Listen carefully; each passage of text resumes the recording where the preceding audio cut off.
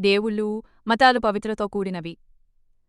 ఆ పవిత్రతను కాపాడుకుంటూ, ఇంట్లో ఉన్న దేవుళ్లను పూజించుకుంటూ, మత ఆచారాలను పాటిస్తే ఎవరికీ ఏ ఇబ్బంది ఉండదు. కాని ఆ నమ్మకాలను వ్యాపారం కోసం ఉపయోగించుకుంటూ, విపరీతంగా దేవాలయాలు, బాబాల ఆశ్రమాలు పుట్టుకొచ్చి మూఢనమ్మకాలు, అశాస్త్రీయ భావజాలాన్ని భావితరాలకు అందిస్తూ ఉంటే సభ్యసమాజం అభాస్పాలవుతుంది.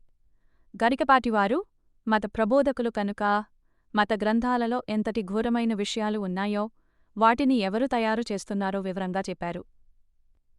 వారు చెప్పిన కఠినమైన వాస్తవాలు వేరే వారు ఎవరైనా చెప్పి ఉంటే పెద్ద వివాదానికి దారితీసి ఉండేది.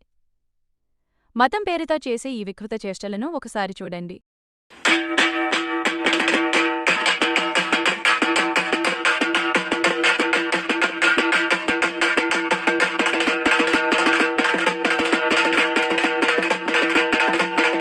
Yes.